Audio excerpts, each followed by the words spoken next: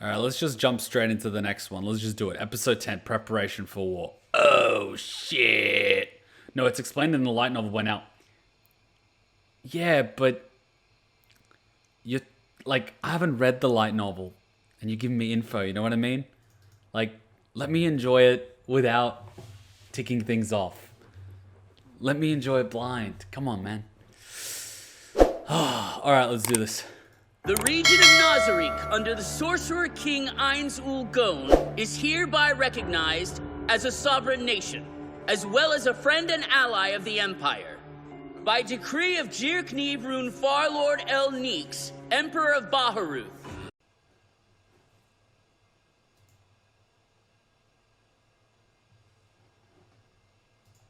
I mean, it's missing a cathedral, but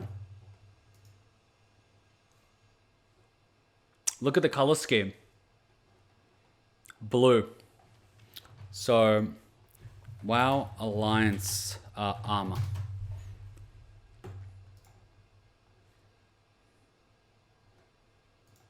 Is what they used in the movie. I haven't watched it yet, by the way, but look at the color scheme. Silver, blue. Like, that's sort of the color scheme.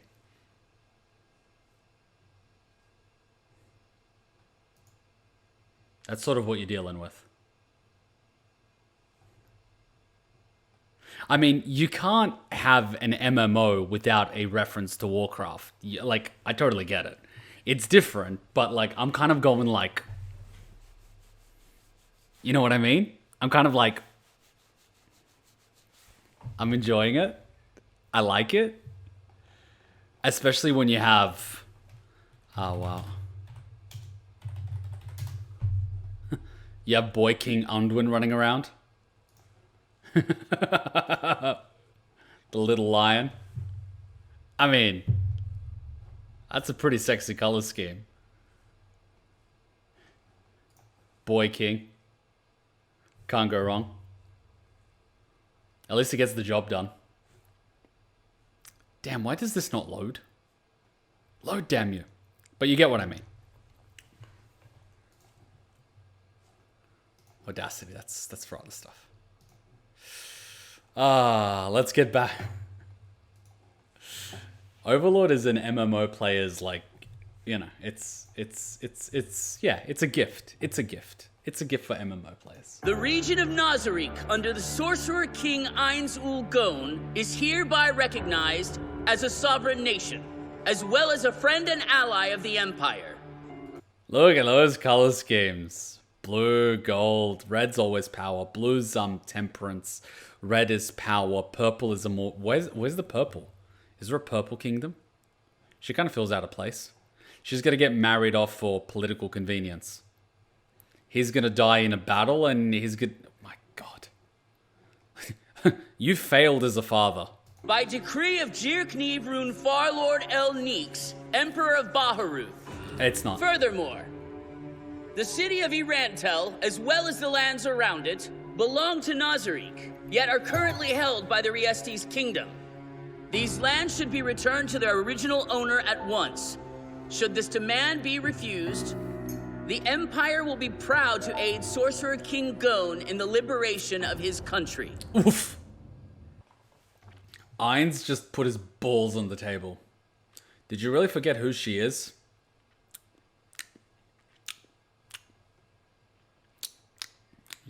Someone just needs to stab her and get it over and done with.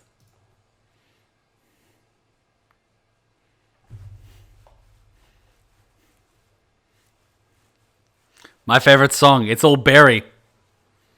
It's probably worth mentioning before D&D fans like grill me.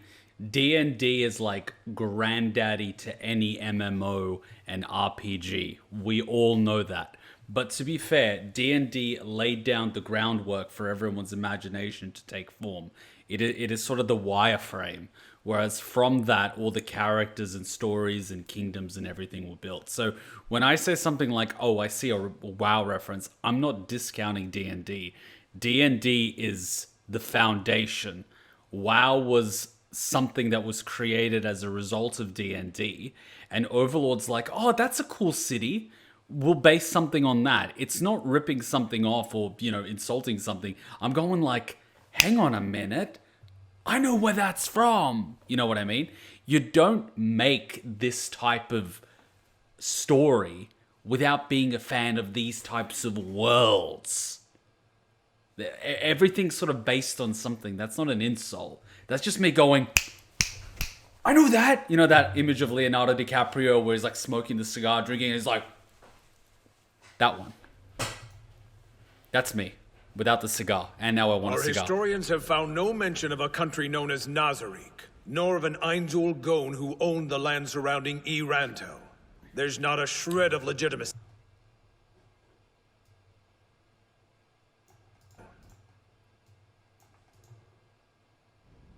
Our historians have found no mention of a country known as Nazarick. Am I allowed to do one thing? Am I allowed to do one thing? No. Am I allowed to do one thing?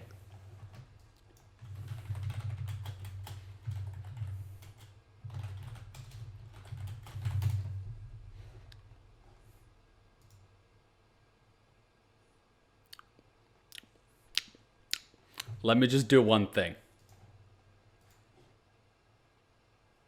Piracy? How is this piracy? I'm watching a goddamn video.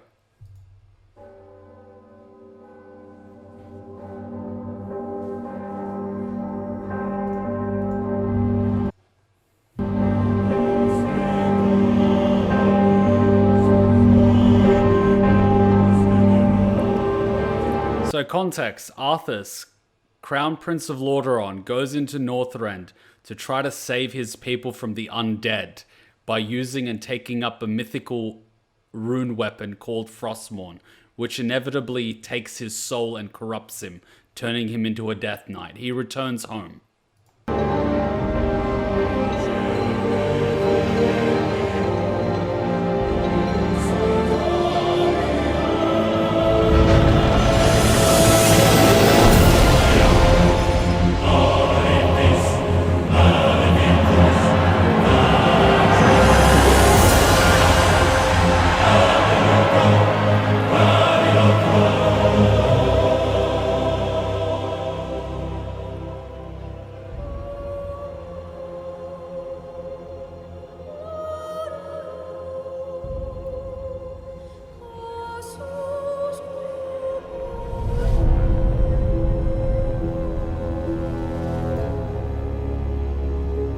Look at the crown.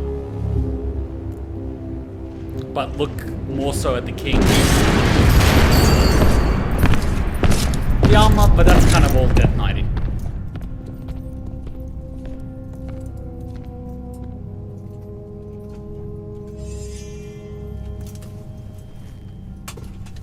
Ah, my son. I knew you'd be victorious. You no longer need to sacrifice for your people. You no longer need to bear the weight of your crown. I've taken care of everything.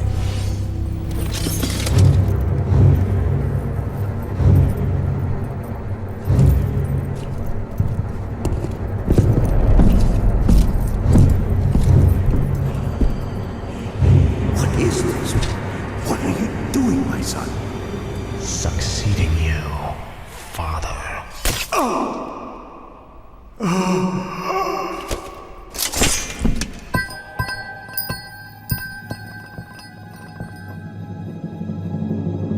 This kingdom shall fall, and from the ashes shall arise a new order that will shake the very foundations of the world. And if I can just do, since you said I have to do one last thing. Ladies and gents, I need Warcraft 3 Kel'Thuzad. Come on, Kel'Thuzad. God damn it. Give me a sec. I need to find a good image of him. He's a lich. Oh, God damn it. I need an image of you. I need it. God damn it. Why you? Oh, this is videos, images. Ah, yes. our magical sorcerer Kel'Thuzad, who raises the undead and rules the scourge. Before King Arthas was a thing.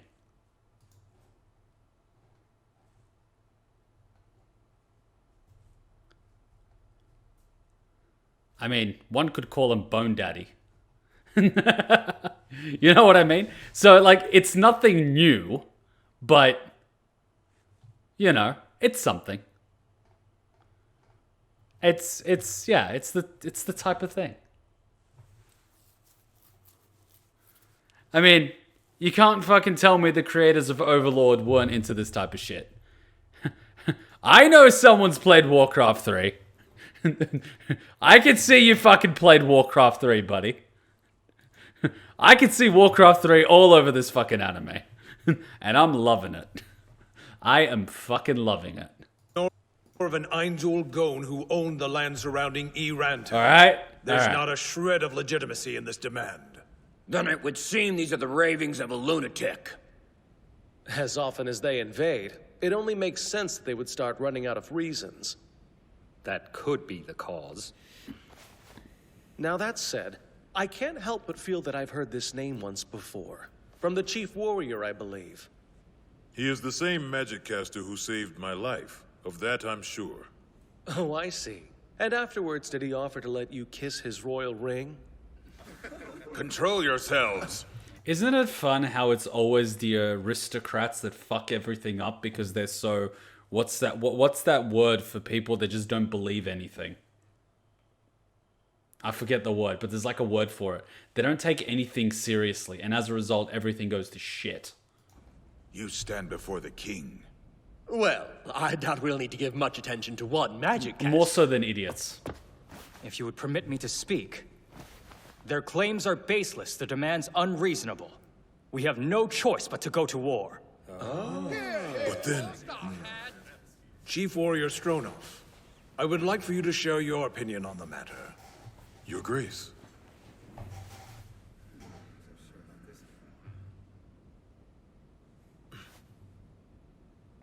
In my humble opinion, this war will not be ended so easily as the annual wars that have preceded it. Do you have a reason? Yes, it's because we'll be fighting the great magic caster Ainzul Gone. My king, how important is Erantel? I think, if possible, we should cede it without resisting. Oh, you know, just the magic guy that keeps raising the undead from the corpses of your fallen men. I mean, that's a war we can win, right? Because every man that falls just rises up to fight our men yet again. Because, you know, engaging in war. It's so lovely for the aristocrats and the kings of old that were sitting behind their high walls to wage war by conscripting peasants. What happened to the kings that used to fight their own battles? That's someone I could follow. You know, a leader, not a ruler. A rare thing to hear the kingdom's chief warrior speak like a whipped pup. Though the idea itself is not without merit, we could potentially avoid a costly war simply by ceding a single city. I don't know what I prefer, France or Russia. Someone get a guillotine, in the other case they get a gun. It's a king's duty to protect his people from needless suffering. Would a true king not be willing to make such an honorable sacrifice before letting his people suffer? Well said indeed. Oh yes, well said indeed. I'm going to go sip some tea. Why do I feel like committing genocide? That land is under direct control of the king. If you think it right that he give that land to the enemy, then why not offer your own? Chief Warrior, your words invite needless suspicion as to your allegiance. Oh, I love that. Suspicion. Yes, quite right. So leaves you. Ako nisi gledao jebi anime ti da ga gledaš. Preporučujem. We vote on the animes we watch, so if you want to suggest something, you'll have to vote for it. What about a guillotine that shot the blade downwards with a gun-like mechanism? Why would we want to make the decapitation less painful? The loyalty of my chief warrior has been tested and proven. It's beyond dispute. Fucking decapitation with a spoon. Let's do it. This magic caster must be strong enough to warrant such words. I appreciate your counsel, but I can't simply cede Erantel. A ruler cannot give up his cities freely. It's my duty to protect them. I love how you said it. You're a ruler, not a leader. This is why I've lost faith in the monarchies of the world. Your Grace. In that case, bullet to the spine, at the back of the neck, paralyze them. Don't waste the bullet or the gunpowder. Stab them. That's what bayonets were for. Forgive me for speaking so foolishly. War is inevitable. Let's speak practically. First, as this is a matter of the defense of Riestes, we all must prepare to lend our aid. Wasn't it the duty of the lords at the time to lead respective battalions in battle? Because you guys strike me as people that haven't even put on a helmet. But Marquis Raven, only His Majesty... That's enough. Just think, if His Majesty's armies should fall, why would the Empire stop at taking Irantal? Assisting His Majesty in the defense of the kingdom is the logical choice. All of our lands are at stake here. Wait, whoa. All of the lords of the... Hang on. Empires in the old days, particularly during monarchies, worked on the pyramid structure of control. You had the king and you had his court with all of his dukes and duchesses and all that sort of shit. And below them you had lords. Lords were effectively almost like, you know, mayors or rulers of a little section or area. And they were responsible for collecting taxes as well as providing military aids in time of war and conscripts. So the structure would actually work if there is a war. Every single one of these lords is supposed to provide soldiers, both knights and peasants, and they themselves are also supposed to be in the battle. Typically, because they're looking after these men, they're not actually on the front lines, but they would still be involved in the war. The king himself doesn't go to war on your behalf. You are part of the people that helped the king raise his army, yet you're sitting here pretending like the king is here to do all the work. Am I missing something here? To be fair, this king did lead his men during the middle of the Demiurge's attack. Like, while everyone else hid and cowered, he ran in the middle of the flames so his guard would follow him. Well, that's a man that knows how to rally his troops. But these guys disgust me. You are not worthy of that mustache. You are not worthy of that beard. What the fuck is this? Of course, you only think about your own gain. I say it is the duty of any noble to stand with His Majesty in battle. I concur. Okay, great. Front fucking lines then. My blade is the king's, to use as he sees fit. Oh my god, all these fucking princes talking about my blade is to be used as the king and Since His Majesty drove out Yaldabaoth, the royal faction has grown in strength considerably. That's why it's essential that Jesus, he's gone fat. He maintain his image as a strong king. But Then it's agreed that we shall go to war. But we should delay our formal response for as long as we can. Yes, Your Grace. I believe we can delay the war for as long as 2 months. While the Empire awaits our declaration of war, we'll gather our troops in Irantel. I'll go as well, of course. And it would be my honor to accompany you, Father. That seems a bit reckless, brother. You're first in line to inherit the crown, remember? Yeah, that is quite dangerous, having both the first in line and the king in the same spot. You're supposed to have one or the other. I should be the one No. who go... Prince Barbaro, you're a valuable heir to the throne, as well as the fiancé of my own dear daughter. See, the reason why in times like this, when you have rulers, they need to have offspring, it's because it provides stability. If the current head of a kingdom or a dictatorship dies, the next in line is a son. So all the aristocrats and the power base below it can actually plan. So if the head is chopped off the ruler, another one takes its place.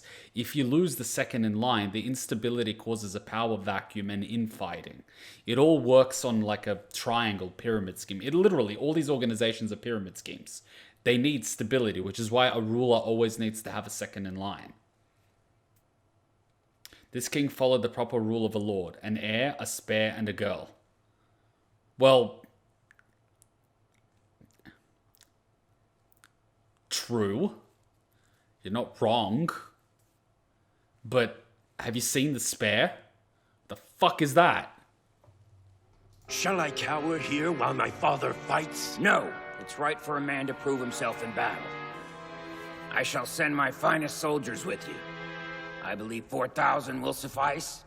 Tell you what, kid's not bad, but I'm worried that he's inexperienced. That's the thing. Like, it's not just about being a great commander or a warrior. You have to be able to control the court.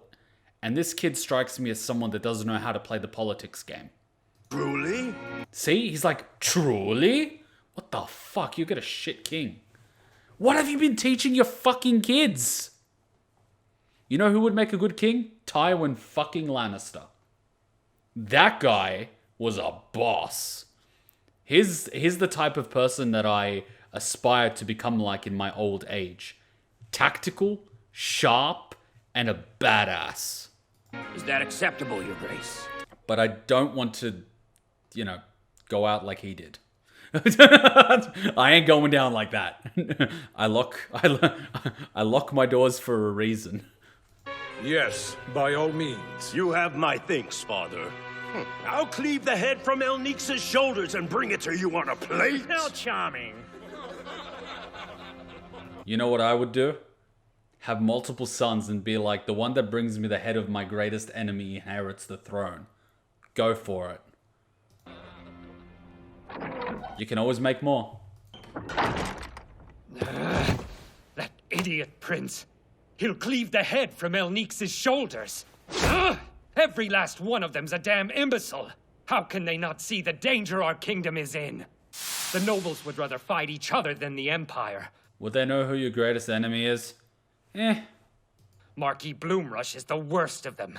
He's selling the kingdom's secrets to the Empire. Even the king himself. At least he has compassion for his people. You know one thing I did like about Saddam? He knew how to keep his people in line. Saddam had his own court of corrupt officials, and you know what he did one day? All of them were basically kidnapped. All of them. And Saddam was known for executing people ruthlessly. Anyway, they were all kidnapped, taken to a warehouse in the middle of nowhere. All their possessions were taken away. Phones, keys, wallets, coins, everything. And they were made to sit on a hard concrete floor. No light, nothing. Sensory deprivation. And they were basically thinking, fuck, we're gonna die. And they were all put in this room together, and they were all so terrified they didn't even speak to each other. They thought it was the end. 6 hours later, Saddam walks in. Goes on for about 30 minutes ranting about loyalty, traitors, all this shit, the whole 9 yards. And they're all thinking, we're all gonna fucking die. I'm gonna fucking die. And then he opens the door, and there was a grand banquet. They were to eat their fill. There was a buffet of everything you could imagine. They got back all their things, were given $1,000 afterwards, and driven home in a limousine.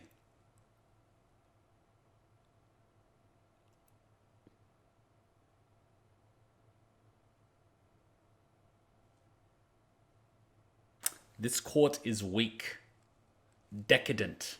There's no fear. They're all plotting and scheming like snakes, slithering in the shadows.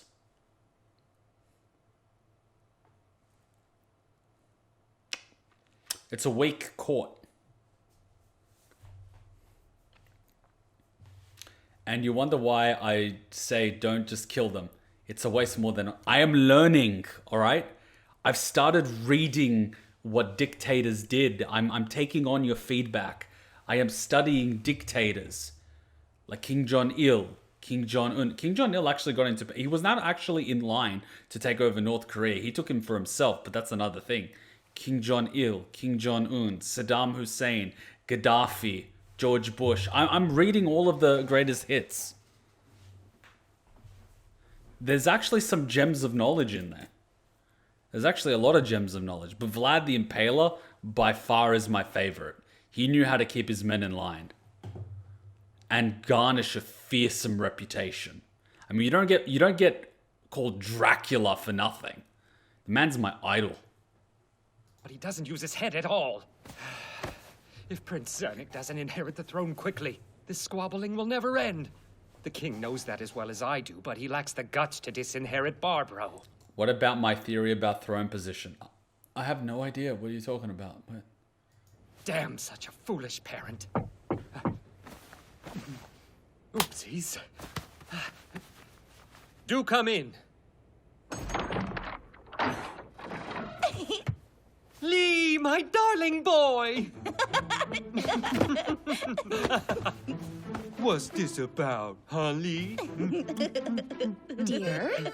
Yes, what is it? It's detrimental to a child's development to speak to them in such a diminutive manner. Ha, rubbish.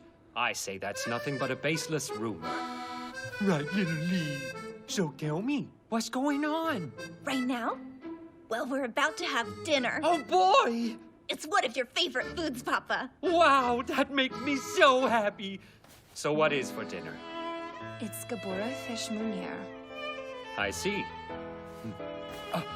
Little Lee, what's wrong?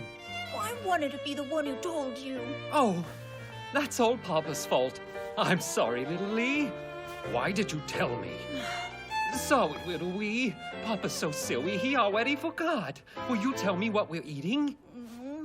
Come on, why won't you tell me? Papa's about to cry. No, don't cry. It's that fish you like, Papa. Oh, yeah? Wow, Papa's so happy. Papa loves you, and he wants to give his little Lee the very best in life. So he's gonna work as hard as he can.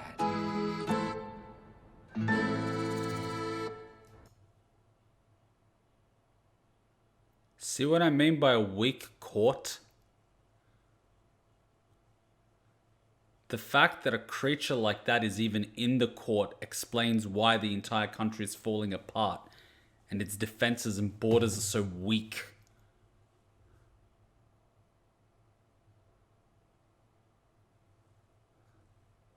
Wealth doesn't last 3 generations for a reason. He's probably 2nd generation. He definitely wasn't the one that created the wealth of his family.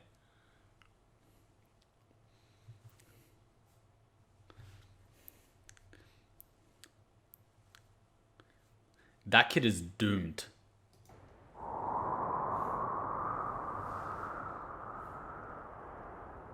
Wait, is that Gondor?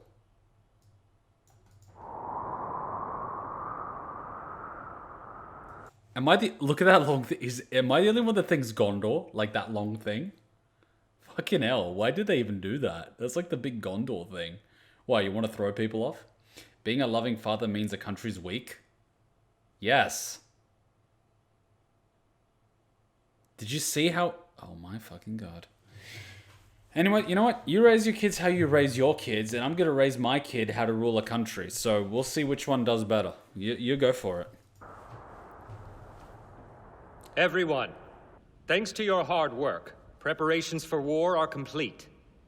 Now we must discuss our strategy for the battle to come. 3 days ago, the Emperor sent us a missive stating where his army will await us. Is it not the same as always? Yes, we'll fight in the cursed fog of the Kotz Plains yet again. Then can we assume that they'll be employing their usual tactics? Unfortunately, Marquis Bloomrush, I don't believe that's likely. I sent my subordinates a team of ex-Orichalcum adventurers to scout their army. They reported seeing 6 different coats of arms. So many? For every 2 men they brought last year, they've brought another. This is 3/4 of their army. In addition, we can expect the magic caster Ainz Ul Gon to fight beside them. A single magic caster can't sway the results of this battle, no matter how strong he is. Well, to be safe, I think we should estimate that he has the strength of 5,000 foot soldiers. What? Why so many? I would equate the strength of Chief Warrior Stronov to that of 1,000 soldiers. If this caster has a warrior like him on guard, 5 times that number seems right. I trust the eyes of the Chief Warrior. So are you telling me that he would be able to defeat 100 men in battle? Or are you saying that his leadership would result in his men being effective to that of 5,000?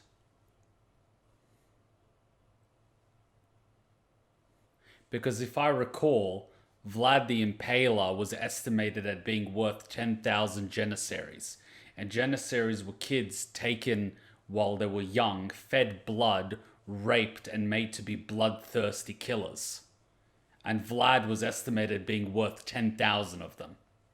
So this guy's, like, not even in the same ballpark as Vlad the Impaler.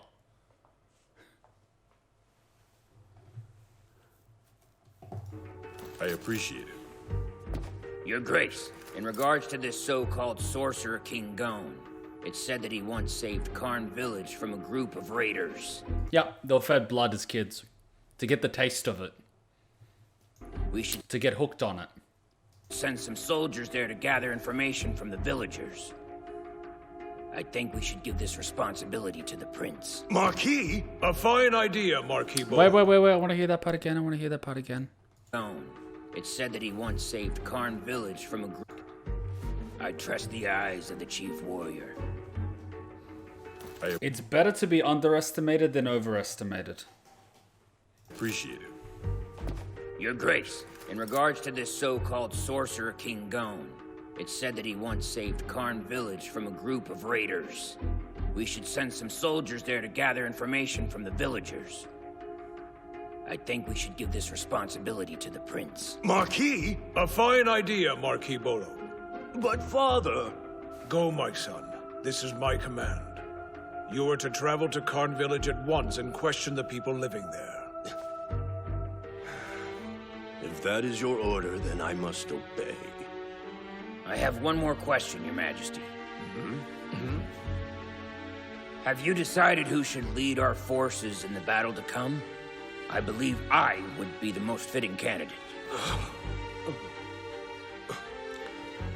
Ah, right. So the heir in line is out of the playing field, and then they're putting him in charge. So if shit goes south, he can not only defend the kingdom, but he might be able to ascend the throne because he has control of the bureaucrats and the aristocracy, and he can get the loyalty of the men-at-arms while the boy is out talking to villagers. Wow, the infighting. Vlad fought between 90,000 and 400,000 Turks with 30,000 troops, given that his country was pretty much destroyed after that. The tactics he employed were quite interesting, and he knew how to use the terrain to his advantage, but he also knew how to cripple the morale of the enemy. You remember that famous thing that I talked about? The Turkish forces came, and on the hills, on the horizon, were all the previous men that were in battle impaled. A lot of them were still alive and screaming, and Vlad was just standing on the hill, and they were like, fuck this, we're out. He was outnumbered, I believe, 3 or 4 to 1, and they did not engage. They were like, fuck that. He knew how to send a message. I mean, would you want to fight someone that's rumored to be immortal and drinks the blood of people? Just saying. Marquis Raven. Yes. I shall leave it to you. Your Majesty. What? Marquis Raven, my troops will be in your care. Tell me if you need anything. You have my gratitude. Why do I feel that the troops might actually betray him? Any other matters to resolve? Oh man, see, this is what actually cripples a fighting force. When they're busy fighting each other. Like... This is not even one whole army. These are fragmented battalions and divisions working together. They need one real army with one unified purpose under one strong leader, not this infighting bullshit. These guys are going to get decimated in a battle. I can see that now. And what the fuck is going on here, corn cob boy? You look like you just came off a pirate ship. Sounds like World War II Germany. What actually crippled World War II Germany was the confusing hierarchy. So if you looked on the Allied powers, you had the person in charge of the army, the person in charge of the air force, the person in charge of the navy, and then you had the person above that who was pretty much could coordinate all three. Whereas in times of Nazi Germany, you had battalions and divisions, but then you had several tanks in each division. So instead of battalions of tanks being commanded by one person, every single division was given a few tanks. But it was confusing because is the guy from the SS in charge of these things? Or is it the guy leading the battalion? Or is it the guy leading the division? Or is it this command? So the orders were conflicting. And then occasionally you had Hitler going, no, I don't like your order, stand down. Like in that time where they literally had the British military encircled, where they couldn't cross, what was it, the sea or something, and they could have been wiped out, and Hitler's like, it's time for me to show him the size of my dick. I order you to all stand down. And the guy's literally going, but we could literally wipe out their forces right now. And it's like, stand down. But we can stand down. I'm the big dick here. And it's like, oh my fucking God.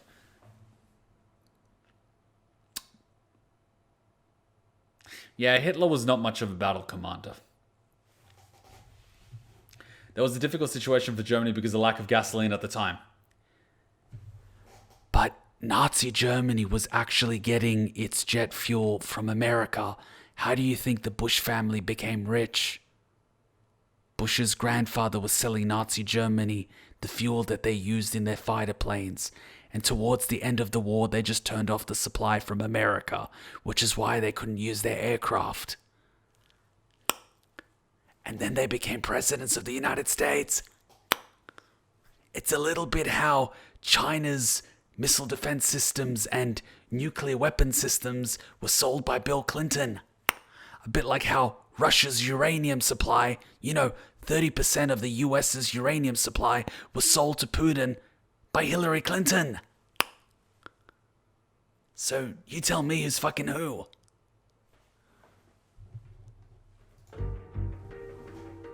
Very well, then prepare yourselves for battle. You're all gonna die. Business is business. I call that prostitution, whoring out your country for $1. In the words of Genghis Khan, you want gold? Choke on it. Seriously, let's pour gold down their throats. God, I miss Khan. You handled that well, Your Grace. Good, because it took a lot out of me. My son is headstrong and foolish. He aches for battle, but I can't stand the thought of losing him. I believe that Marquis Bolo aims to protect him too. So everything is thanks to the American presidents. Here's a fun fact. They're all related, including Obama. Well, Trump isn't related to them. Neither is Biden. But back before then, they were all related, except one. The one that got the bullet through the head. When he got rid of the Federal Reserve. American history. I believe this as well. He's loyal. There's no doubt in my mind he wishes for Barbaro to inherit the crown. I see. So then he came up with the mission. Because if the prince fought in this battle, he'd have trouble protecting him. This battle could end us. I should have dealt with Baharuth long ago, before the nobles split into factions and started nipping at each other's throats. I wish only to leave a good and strong kingdom. Here's a fun thing about the JFK assassination. If you try to go to the window from which he was shot from, they won't let you anywhere near it, because there's actually no clear shot from there. And the guy that was executed didn't even have any chance. Like, they forced the confession and executed him. He wasn't the guy that shot him, but anyway. To the child who succeeds me. I wonder, is this not my best chance? My waning influence has resurged in the wake of Yaldabaoth. For the first time in decades, we're a kingdom united. Perhaps we'll win this battle and earn a few years of peace. Your Grace. Marquis Raven, I was hoping you'd return. I'm sorry for giving you this burden. Not at all. I'm honored to do it, Your Grace. And it would have been foolish to allow Marquis Bolo to lead our forces. The only commands that one knows are attack and retreat. Furthermore, if you'd said you would command the army yourself, the noble faction would resist. Many might have pulled out their soldiers. As such, I turned out to be the only viable candidate you had. Although I confess, this will be exhausting. I'd appreciate it if Your Grace would allow me to retire to my lands for a few months, once the war is finally over, that is. I should have asked you. Please, I owe you this much. There were plenty of times that I've acted without receiving your permission, and I feel that I could have taken measures to prevent this. No. Chief Warrior Stronov. Out of ignorance, I thought you were a dishonorable man. Now I understand your good intentions. You needn't apologize for such a thing, so raise your head, please. I must be made to atone for my foolishness, or this guilt will never cease. Well, if you insist, then atone by allowing me to henceforth call you Master Gazef instead of Chief Warrior. I never knew you well, but I've always had respect for you. You have my thanks. Now that we're all on good terms, I was hoping we might discuss the kingdom's future and how to win this war. Are you gonna marry your little boy off to his daughter or something? Because that's a bad deal, I'm telling you now.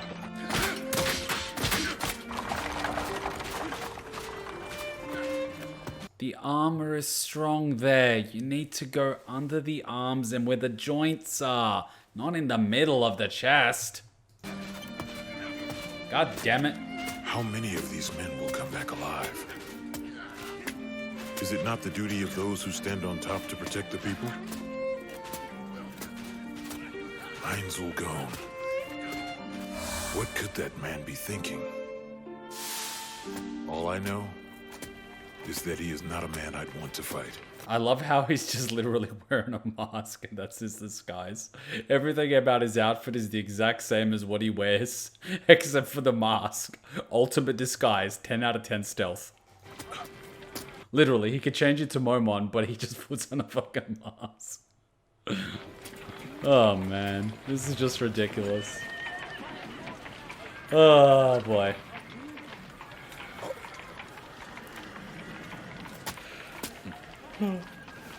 I take it the adventurers I can't have read decided to that. stay out of this battle? Guess so. With the exception of Lockmeyer's group, they all work for Marquis Raven. What's going on here? Are you guys gonna do the bodybuild? Hey, Lord Stronov! Just call me Gazef. Well, Klein, you allowed me to sneak up behind you in plate armor, which tells me you're slacking. Oh, my apologies, sir. He's gonna die.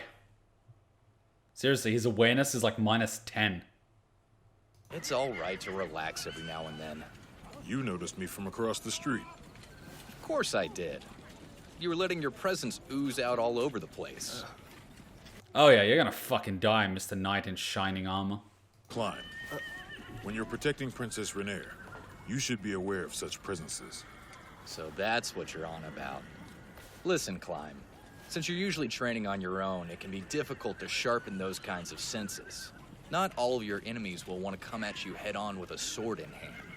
Make sense? As you say. Not everyone will be honorable like samurai. Some will be like Ghost. You must be careful of Ghost. And girls with big boobies, they will distract you. Very bad. God damn it. Gazef, thank you for bringing this shortcoming to my attention. I'll train harder. It's fine. As the princess's guard, you're one of my subordinates. This is my fault. I should have trained you more, but I was worried the nobles would see us. Even now, I'm leaving. Oh right, Google Translate says, I was looking at the Bone King. No wonder you think this man is so familiar. Ah, thank you. Sorry, I didn't... He said, okay, I see. You're using Google Translate. Gotcha. Duty to another. There's no need for thanks. So hey, are you two free right now? Many people believe Brian and Gazov were more than friends. Let's just put it this way. There's a reason why olive oil was so popular in the Roman legions. I mean, when you're out in campaigns for 20 years with nothing but men. I mean, those skirts are for quick access, you know?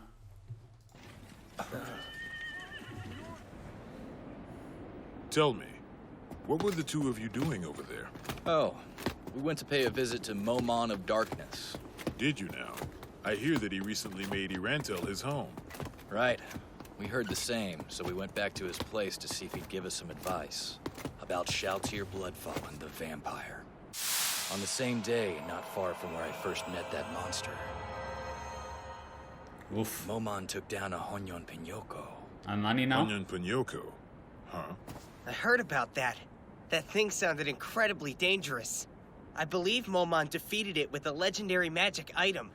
You did your research. Apparently Momon was trying to hunt down 2 vampires, which leads me to believe that the one he didn't take down was Shaltir Bloodfallen. Good guess. So, what did he have to say?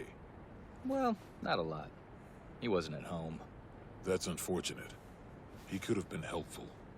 I'd like to speak with this Momon myself someday. Are you Ainz, Momon, or that other guy? Yes. Whose side are you on? You're fucking everywhere and nowhere. Talk about an amazing view. Yeah, it's none too rough on the eyes. Those are the Kotz Plains. We'll be fighting there soon. They're less pleasant up close. The undead wander through that fog. Those fields are stained with blood. Wait, you're gonna fight on an open field? Are you at least gonna have terrain advantage? What's your advantage? Please, for the love of God, tell me you're not just gonna fight in an open field. Oh my fucking God. Anyways.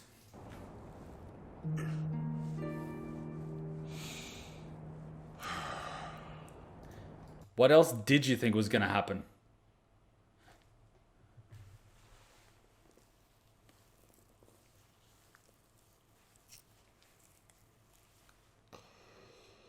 Oh, sweet Lord.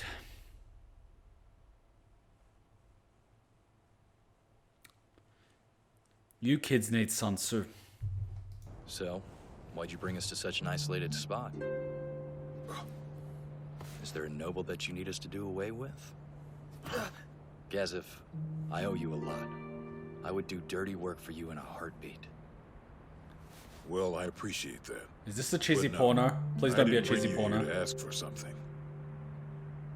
I just figured that before the battle, it'd be nice to talk alone. That's it? For an army big shot, you've got a lot of free time. By the way, hey, Climb, I had a question for you. Sir? You're gonna stand out with that armor of yours. Have you considered changing the color before you head into battle? I truly appreciate your concern. But I can't do as you say. If I fight well in armor as conspicuous as this, then my deeds will be noted, and Princess Renaer's reputation will be improved. For a goal like that, I'm more than willing to risk my life. Also, Princess Renaer has requested that I go into battle without changing my armor. I see. Then do as you will. I know you like to worry, but don't. I'll be right beside Climb the whole battle. Whatever danger he leaps into, I'll pull him back out. The 4 Imperial Knights are strong. That said, you could best any of them. However, you should be wary. Because if you come before Ainz Gone, he will surely be the end of you. I'll keep an eye out. He's really that powerful? Yes. Duly noted. I appreciate the heads up. There's a pub I like back at the capital. We can celebrate there once this war is over. You know what? This is gonna end fucking horribly. I could go on a 30-minute rampage as to why this is the most retarded plan I have ever heard, but let's just see how it plays out. You mean once we've sent those Imperials running for the hills, right? Oh, did you... Wait, did you just say running for the hills? You mean you're not gonna be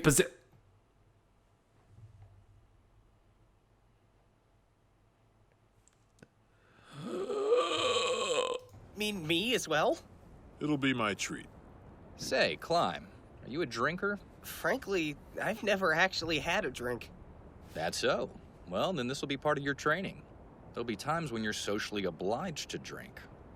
I'd say you should get drunk at least once so you know how it feels. That makes sense. You should also get laid at least once before you fucking die.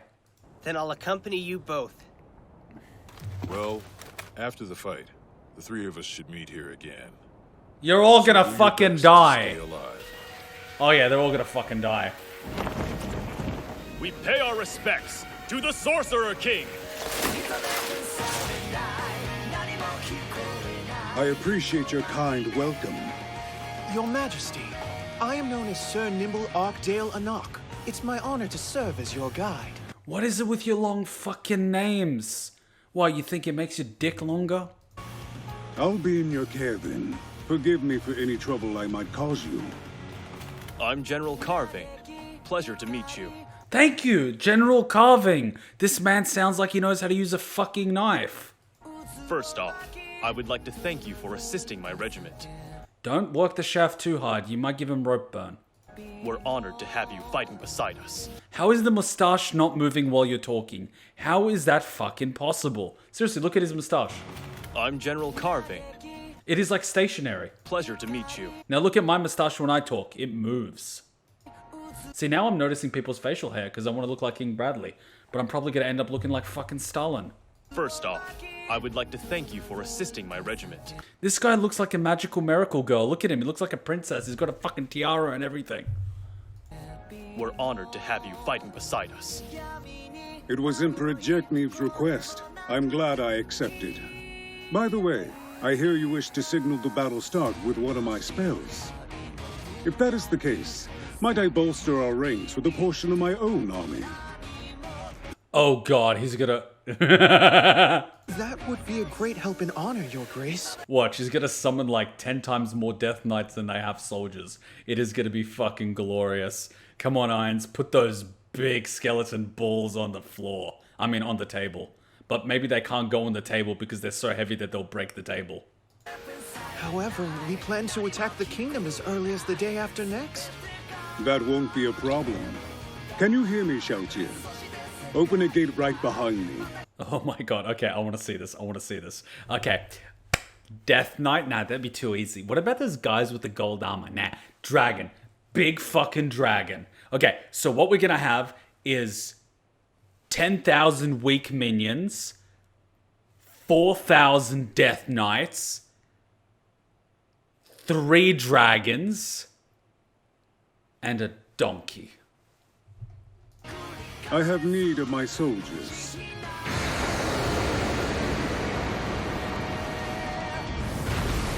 Here are the Death Knights. Now, where's that donkey?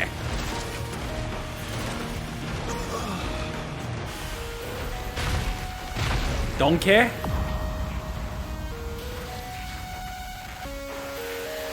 This is my army.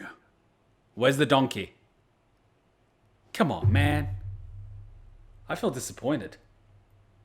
Why donkey? See, I knew you guys wouldn't complain about the 10,000 foot soldiers, the 4,000 Death Knights, and the 4 dragons. This is why I like you guys. Damn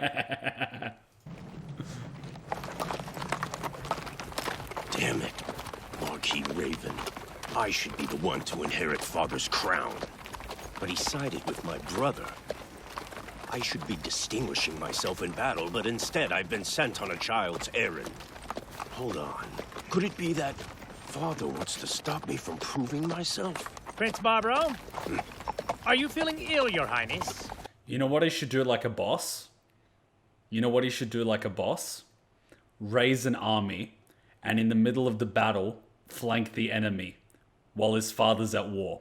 Literally, let the battle heat on, and at the crucial moment, deal the finishing blow with a massive charge. You could just take all the credit. You could be winning the battle, but you're the final charge. No, I feel fine. But no, he's got to listen to Daddy because he's a little cuck soy boy. I'm thinking on our mission, and how best we might complete it. Have you any thoughts, Baron Shineko? Because think about it.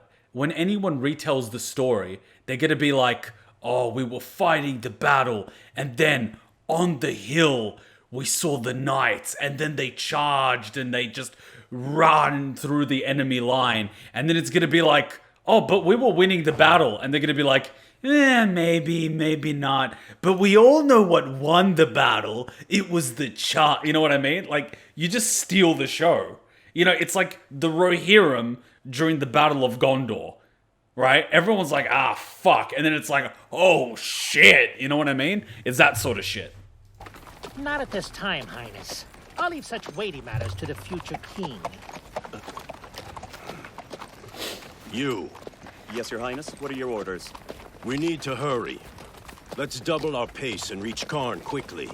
This way, we'll finish our job, return tomorrow night, and then we can take a short nap and head to the Kotz Plains before the morning sun rises. Oh, he's gonna do the charge. But out of our 5,000 soldiers, 4,500 are on foot. At that pace, some of them will collapse from exhaustion. That's an order I just gave you. We must bring down the Empire's army. Okay, you need some fucking Sun Tzu because you are breaking one of the fundamental rules of Sun Tzu right now. You are very bad boy. Very fucking bad boy. No. Defeat at the Kotz Plains is not an option. Make them run. Whip them if you must.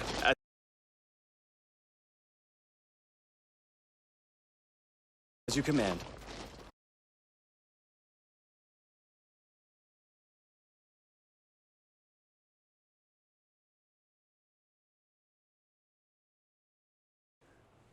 So not only are they going to be exhausted, they are also going to lose morale. And they're not going to listen to you.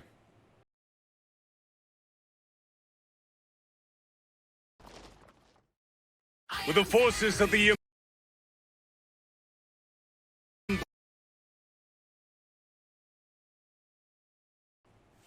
The fuck are you doing? Here we go. Some fucking education. Alright?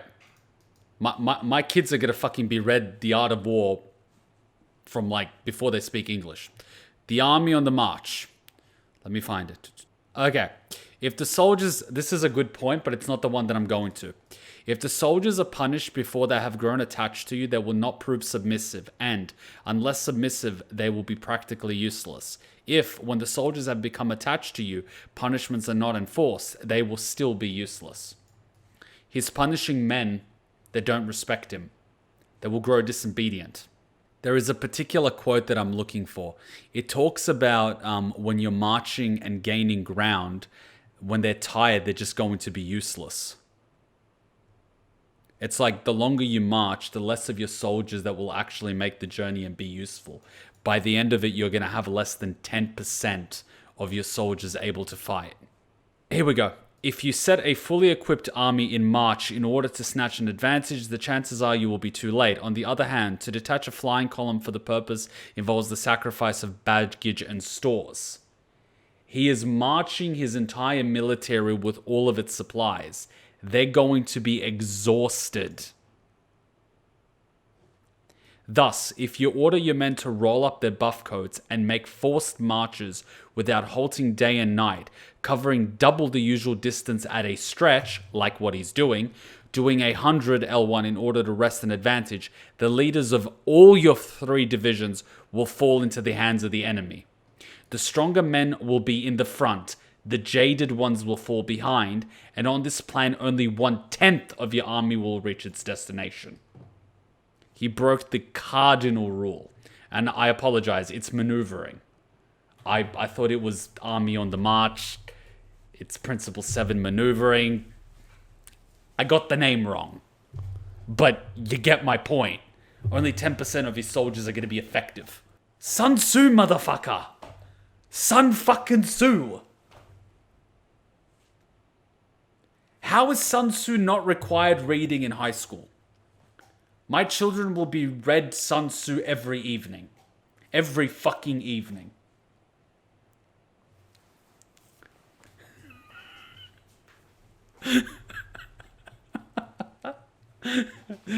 I will play Sun Tzu in a subliminal frequency 24 hours a day. They will not be able to register it consciously, but their subconscious will memorize it religiously. You have to read Art of War, and you also have to read the Book of 5 Rings.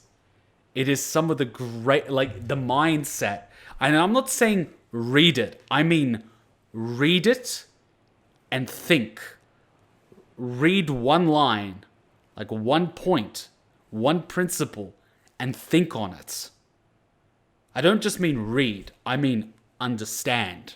All right, quick 3-minute break and we're going to the next episode. Like, these two books, Art of War and Book of Five Rings, like, they are the Bible. Like the Necronomicon, that shit doesn't work. I have a copy. It does fuck all. I even have the Satanic Bible. That does even less. Good principles. Make not works of art, but swords of death, for therein lies good art. That's a nice one. He who stands upon the highest mountain of skulls sees the farthest. Die rather than submit. Trust me, I've read the Satanic Bible, I've memorized its principles, and I'm telling you, Art of War and Book of Five Rings is far more effective. Okay, quick little break, and we're going to watch these idiots. We're going to see the consequences of not listening to Sun Tzu. And they will be dire. They will be dire. What is a good song? Ah, here we go. This is a good one by Sabaton, Art of War. And then we're watching the next episode. Literally, when this was like hyped, I wanted to see what all the fuss was about. And I did. And I bookmarked pretty much, you know, all the sexual encounters in the book. Funnily enough, it took a solid... It takes 61 pages before anything happens. And kind of disappointing that it's just a silk tie. Actually, it's not even a silk tie. Like, that's the most vanilla thing. Followed by, like, blowjob of the year, which no first timer could do. I mean, come on. It's like the girl has absolutely no gag reflex. And then you've got, what do we have after that? What's the one after that? I think it's... yes. The one where he's tempted. Man, look, there's like a period between the bathtub, another 60 pages between the bathtub all the way up to page 224. So you go from page 81 to 224, nothing, just flirting. I mean, man.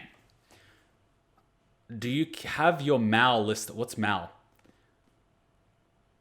Why do you have 50 Shades of Grey? Well, it was popular at the time. Everyone was talking about it.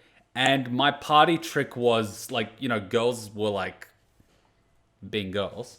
And my party trick was, pick a scene. We can do that. I do. I have my anime list. At that point, just jerk off to hentai.